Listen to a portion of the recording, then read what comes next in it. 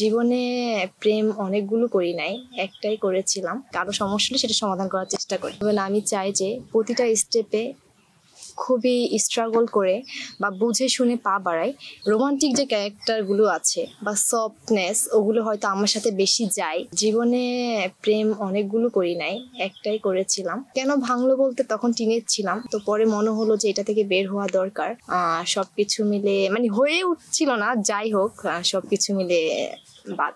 প্রেম নিয়ে বিদ্বেষ বলতে আসলে আমার মনে হয় যতটুকু, সেটা হচ্ছে আমাদের এখন মিডিয়া মিডিয়া যে জগৎটা বলতে মিডিয়া জগৎ, আমি এটা বোঝাবো সোশ্যাল মিডিয়া। এখানে অনেক নেতিবাচক কথাগুলো উঠে আসে যে প্রেমের ফলে এটা হয়, তারপরে হচ্ছে কেউ না বুঝলেও আমরা আপনার প্রয়োজন বুঝি, আর তাই তো অত্যাধুনিক ফিচার সম্বলিত বিভিন্ন সাইজ আর কালারের 250-টিরও বেশি ডিজাইন অপশন নিয়ে ওয়ালটন স্মার্ট ফ্রিজ বোঝে আপনার প্রয়োজন।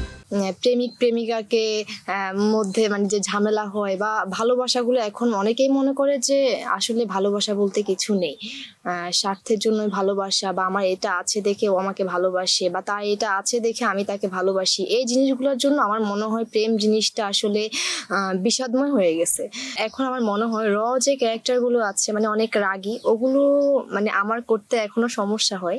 আমার যে ক্যারেক্টার সফট ক্যারেক্টার রোমান্টিক, ওই ক্যারেক্টারগুলো আমার খুব ভালো লাগে, বা আমার মনে হয় যে আমি করতে পারি। বাস্তব জীবনে বলতে আমি অনেক বেশি আড্ডা বা এসবে আমি নেই।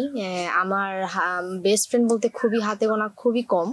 বাস্তব লাইফে বলতে এটা যেটা আমি এখন যে ক্যারেক্টারটা করতেছি, এটার সাথে বাস্তব লাইফে আমার কোনো মিল নেই। আমি ঘোরাফেরা করি, মানুষের সাথে অনেক মিশি, কিন্তু এটা যেরকম আড্ডা সমস্যা ক্রিয়েট করা, এটা তো একেবারে মিল নাই। সমস্যা ক্রিয়েট করি না, সমাধান করি। কারো সমস্যা হলে সেটা সমাধান করার চেষ্টা করি। নিজেকে কোথায় দেখতে চাই, আসলে আমি দেখতে চাই যে আমি খুব একটা ভালো জায়গায় যাব, কিন্তু এটা তো আসলে মুখে বললে হবে না। আমি চাই যে প্রতিটা স্টেপে খুবই স্ট্রাগল করে বা বুঝে শুনে পা বাড়াই, এটাই আমি চাই। কিন্তু লক্ষ্য একটাই, যে ভালো একটা জায়গায় যাব। সেটাতে সবার সাহায্য লাগবে, সবাই আমাকে হেল্প করতে হবে, আমাকে উৎসাহ দিতে হবে। আর বাকি যেটা কষ্ট করা সেটা আমি করব, সেটা যতই কষ্ট করতে হোক না কেন, আই অ্যাকসেপ্ট ইট। মিডিয়াতে সবচেয়ে কাছের মানুষ বলতে গেলে অনেকেই আছেন, আমি অনেকের সাথে কাজ করেছি। ওনাদের মধ্যে আমার প্রথম যে কাজগুলো হয়েছে, রাকেশ দাদার সাথে কাজ হয়েছে। আমার বলতে গেলে উনি আমার সবচেয়ে কাছের মানুষ, বা কোনো কাজ হলে বা হ্যাঁ দাদা এটা কি হবে বা কি, আমার শ্রদ্ধেয় একজন। কাজ করার আগে আমার ক্রাশ ছিল, কিন্তু যখন ক্রাশের সাথে আমি কাজ করি, তখন যে ভালো লাগাটা কাজ করে, আচ্ছা আমি কাজ করেছি, ওকে। আমি এটা ডিল করতে অনেক কষ্ট হয়েছে যে হ্যাঁ আচ্ছা, আমি ওনার সাথে আমার সিন ছিল, তো আছে না যে আমি ডায়লগ দিব বা এই জিনিসগুলো দিব, এটা হচ্ছে আমার খুবই আনইজি লাগতেছিল। যাই হোক, উনিও খুব ভালো মানুষ, খুবই কোঅপারেটিভ। আমি কাজ করেছি, প্রথম কাজই ছিল তৌসিফ ভাইয়ার সাথে, তারপর হচ্ছে নিলয় ভাইয়া, খায়রুল বাসার ভাইয়া, আরশ ভাইয়া, আরো অনেকের সাথে কাজ হয়েছে। এই মুহূর্তে তো সব বলতে পারছি না।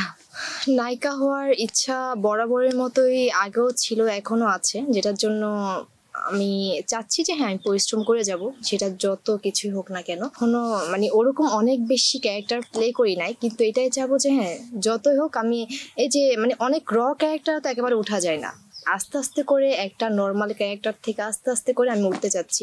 আমি এটা চাচ্ছি যে আমার মনে হয় রোমান্টিক যে ক্যারেক্টারগুলো আছে বা সফটনেস, ওগুলো হয়তো আমার সাথে বেশি যায়, বা হয়তো আমি পারবো এরকম।